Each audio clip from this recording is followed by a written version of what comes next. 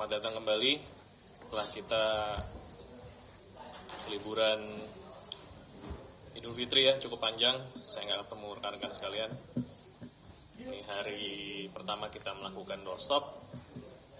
Untuk itu saya buka kesempatan bagi teman-teman yang ingin menyampaikan sepatah dua patah kata. Silakan.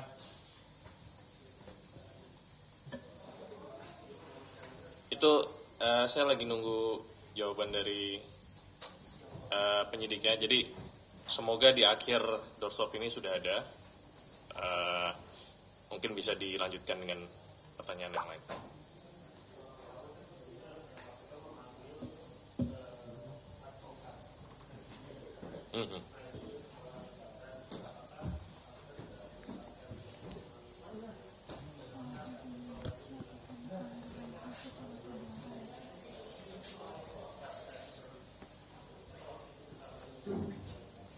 Ya, belum ada ya. Sampai dengan saat ini, info yang kami dapatkan dari penyidik untuk bahan yang ditanyakan kepada saudara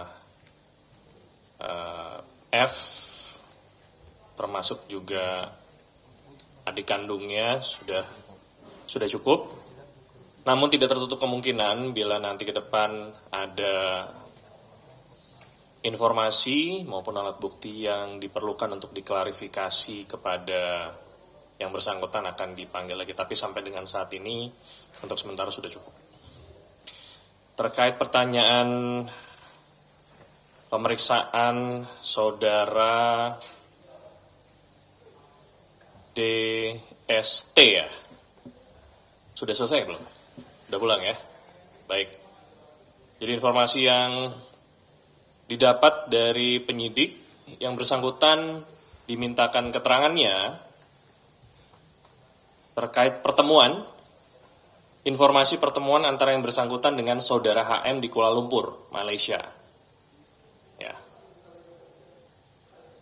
Konteksnya itu, namun lebih teknisnya masih belum dapat dibuka oleh penyidik, masih memerlukan waktu untuk diperdalam. Jadi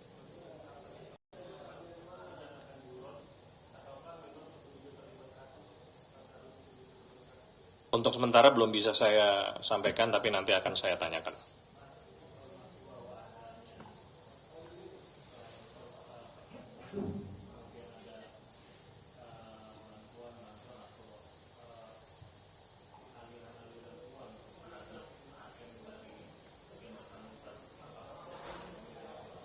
Kalau aliran uang belum ada infonya.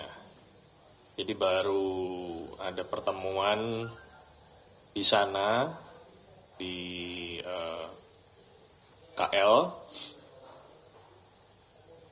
Pembahasannya terkait ada permintaan dari saudara DST kepada saudara HM untuk membantu mengurus sesuatu. Ya, untuk membantu mengurus sesuatu. Tapi detailnya belum bisa disampaikan saat ini. Sesuatunya itu perkara, Mas? Nanti saya tanyakan penyidik dulu ya, bisa disampaikan ke teman-teman atau belum.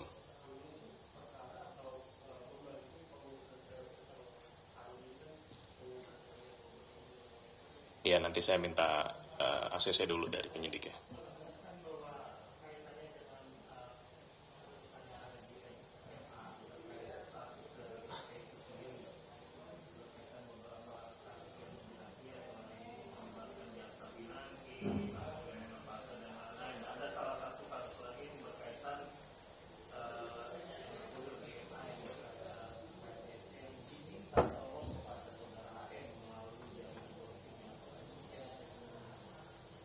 Saya tidak bisa mengiyakan, tapi akan saya tanyakan teori asumsi dari Mas Mario itu.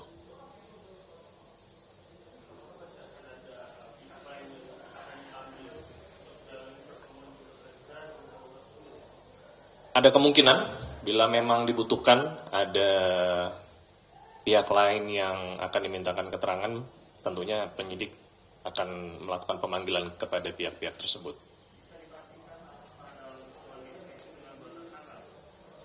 Belum bisa dipastikan. Untuk sementara baru HM saja.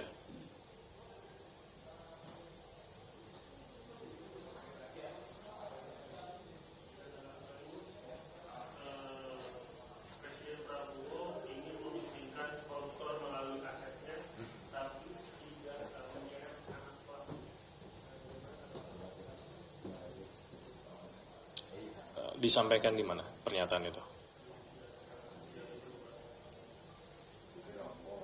Oke,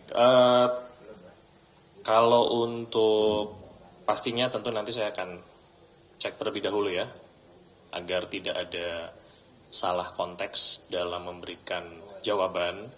Namun dalam hal pemiskinan koruptor, saya pikir ini menjadi sebuah cara yang sudah banyak diharapkan tidak saja oleh KPK namun juga oleh masyarakat Indonesia.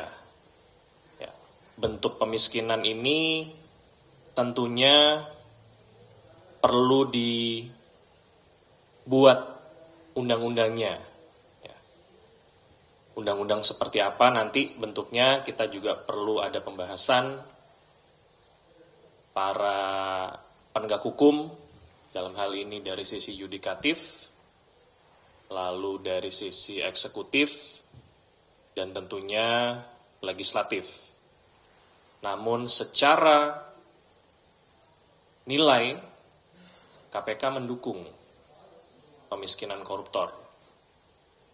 Ya. Terkait mengenai masalah tidak menyentuh keluarganya, tentunya itu perlu dilihat konteksnya. Apabila ada hal-hal yang dinikmati oleh keluarga dan diketahui secara nyata, ada mekanisme di Undang-Undang Tindak Pidana Pencucian Uang. Di pasal 5, kalau saya tidak salah, di mana ada pihak-pihak yang memang menikmati hasil dari tindak pidana korupsi tersebut. Ya, itu nanti tentu perlu ada diskusi lebih lanjut. Tapi secara umum KPK mendukung Bapak Presiden Prabowo dalam rangka pemiskinan koruptor tersebut.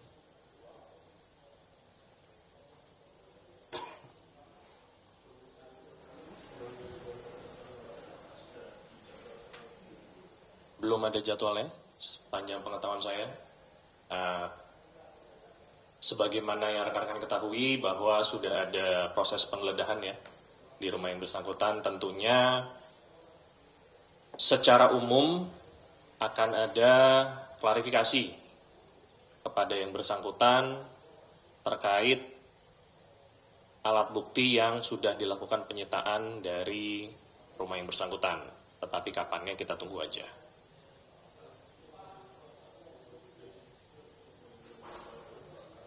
Belum bisa dibuka. Silakan teman-teman. Ya.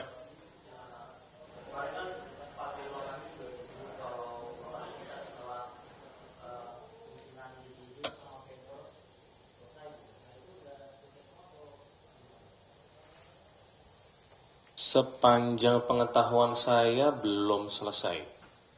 Sepanjang pengetahuan saya. Jadi kalau konteksnya adalah pemeriksaan setelah pemeriksaan itu ya masih berlangsung.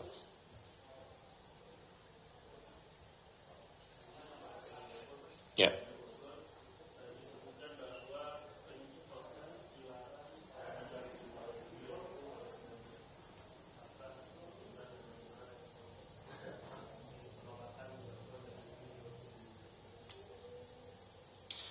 Informasi terakhir yang saya terima dari PLT Kepala Biro Hukum KPK, Mas Iskandar, Terakhir dari hakim sudah menanyakan kepada tergugat, termasuk kuasa hukumnya, apakah akan menambah kuasa hukum. Dan info yang kami dapatkan sudah dilakukan penambahan dan diperbolehkan dan sudah dimintakan untuk diajukan kepada PN Bogor. Jadi harapan kita untuk sidang berikutnya dari Biro Hukum bisa bersama-sama kuasa hukum dari IM57 mendampingi penyidik saudara RPB di persidangan tersebut.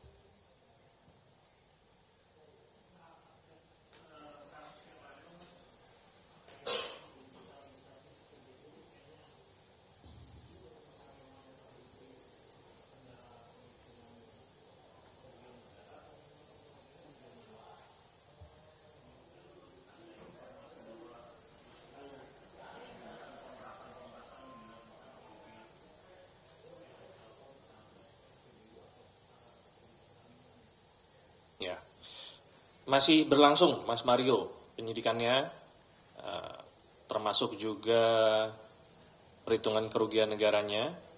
Tentunya penyidik dalam hal ini akan mempelajari semua bentuk tindak pidana korupsi yang ada di situ, tidak hanya dari sisi kerugian negaranya.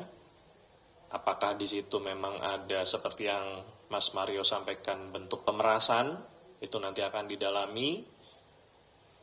Apakah ada suap menyuap di situ, itu juga akan didalami. Dan penyidik tentunya akan melakukan proses penyidikan ini secara komprehensif. Ya, tidak parsial, tidak sepotong-sepotong, dan itu membutuhkan waktu. Oleh sebab itu, mohon bisa bersabar dan kita tunggu update-nya bila nanti perkara tersebut sudah dianggap lengkap berkasnya untuk dilimpahkan ke jaksa penuntut umum.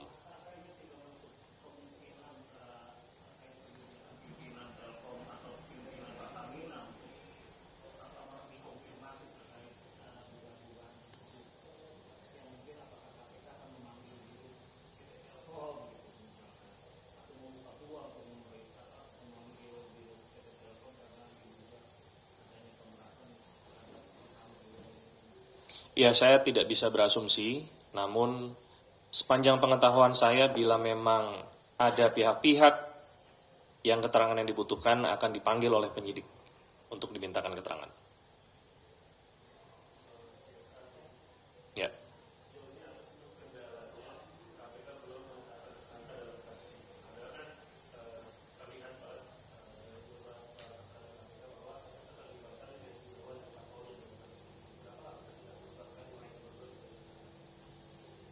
Ya, karena prinsip kehati-hatian yang dilakukan mulai dari proses penerimaan pengaduan, penyelidikan, bahkan sampai di tahap penyidikan, di mana sudah ada upaya paksa atau pro justisia, maka KPK perlu berhati-hati dalam menetapkan seseorang untuk menjadi tersangka. Hal ini itu tentu tidak hanya terjadi saat ini, ya. Mulai dari KPK berdiri pada saat itu tidak ada mekanisme SP3. Proses penetapan tersangka itu memang memerlukan tidak hanya minimal 2 alat bukti. Ya, di KPK kita bisa 4 alat bukti itu perlu ada dulu, supaya apa? Agar jaksa penuntut umum, termasuk struktural, yakin pada saat perkara ini disajikan dan disidangkan, hakim yakin bahwa memang betul ada perbuatannya yang dilakukan oleh tersangka. Jadi saya pikir akan ada waktu siapapun yang memang berdasarkan alat bukti akan ditetapkan sebagai tersangka di KPK. Jadi tidak terlalu cepat, tidak terlalu lambat. Demikian.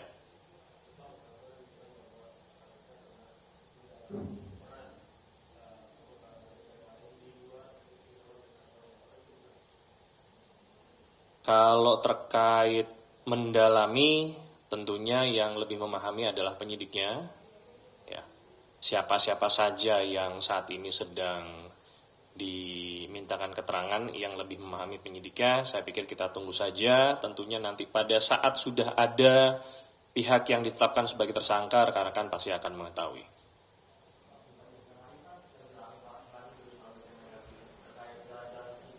Bupati Indramayu.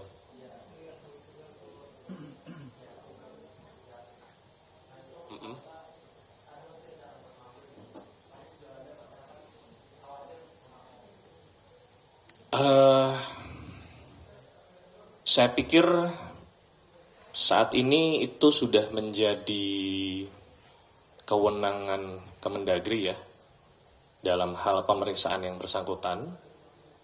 Tentunya apabila dari hasil pemeriksaan Inspektorat Kemendagri menemukan adanya unsur dugaan korupsi, hal tersebut dapat dilaporkan ke KPK.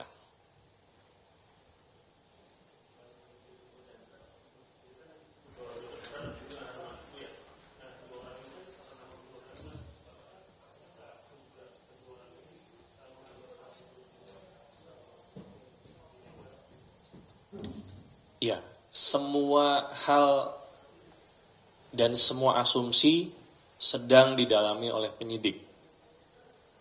Tapi lebih tepatnya apa, saya belum bisa berbagi kepada rekan-rekan. Ya, karena masih sifatnya material, sifatnya teknis, tentunya tidak semua hal dapat dibuka saat ini. Tapi saya pikir penyidik sudah memahami konteks dan apa-apa saja yang perlu ditanyakan kepada saudara DTS.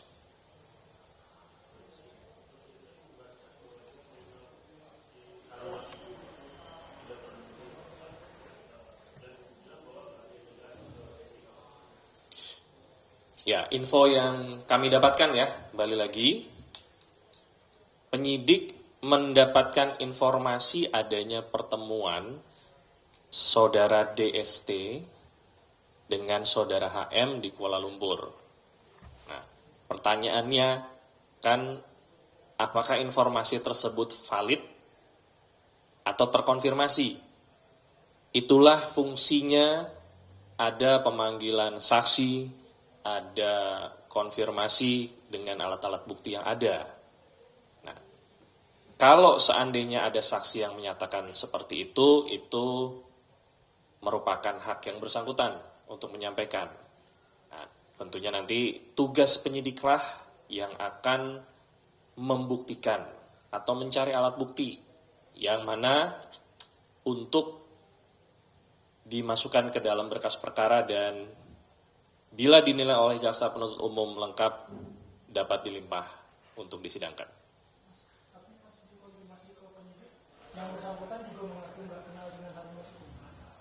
Saya tidak tahu apakah itu ditanyakan atau tidak.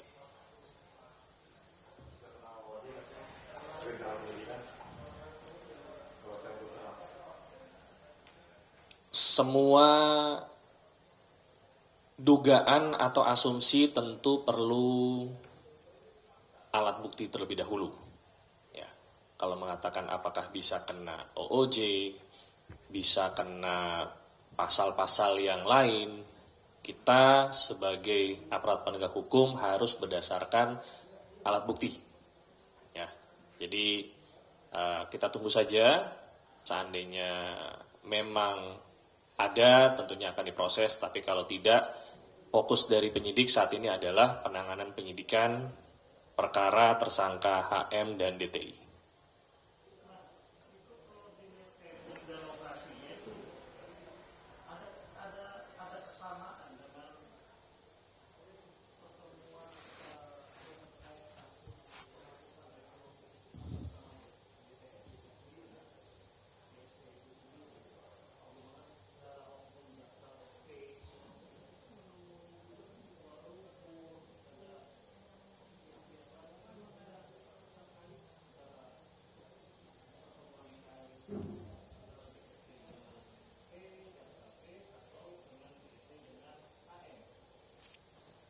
Ya, tempusnya saya tidak diberitahu Mas Mario kapan dilakukan pertemuan tersebut ya.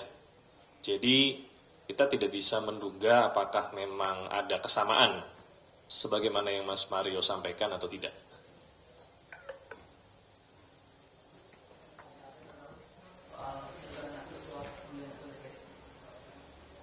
Dugaan kasus DPD. Sampai dengan saat itu laporan ya, pengaduan ya. Bulan apa tuh? Februari ya. Ya. Kemungkinan besar masih dilakukan penelaahan, ya, karena sifat informasi di Direktorat PLPM maupun Direktorat Penyelidikan ini sifatnya tertutup. Jadi sampai dengan saat ini saya belum terinformasi ada perkara tersebut dinaikkan ke tahap penyidikan. Apakah sudah naik ke tahap penyelidikan itu saya juga tidak terinfo, kemungkinan besar masih dilakukan proses penelaahan.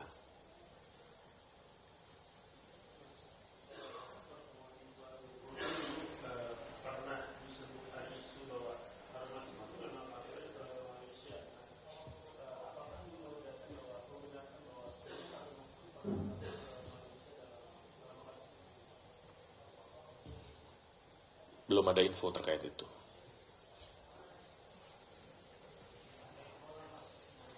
Dari tadi udah banyak.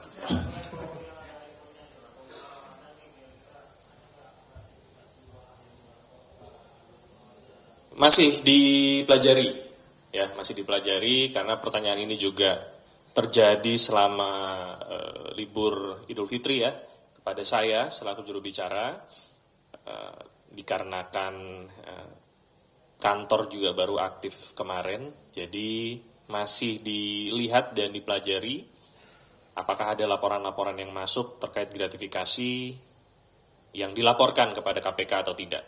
Jadi kita tunggu aja.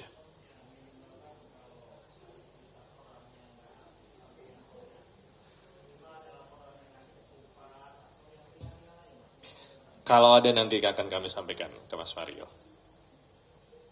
Ada lagi teman-teman? Belum ada. Sudah ditanyakan Mas Chandra tadi.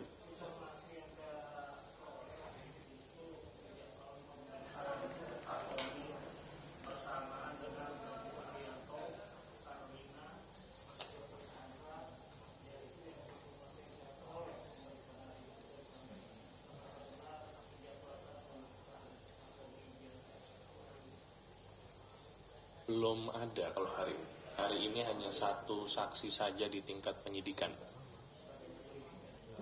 Saya tidak tahu kalau ada panggilan di tingkat penyelidikan ya, teman-teman.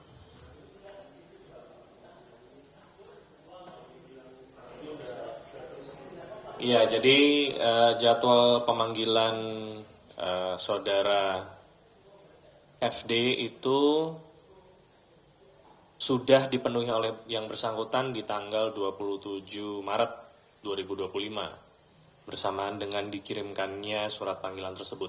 Nah, sehingga yang dijadwalkan atau yang diterima teman-teman itu merupakan jadwal formal di mana secara pemenuhannya sudah dilakukan oleh yang bersangkutan. Cukup? Pemeriksaan siapa?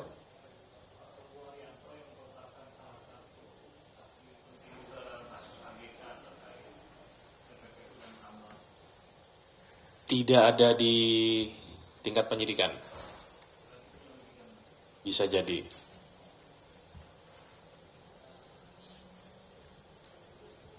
Cukup ya?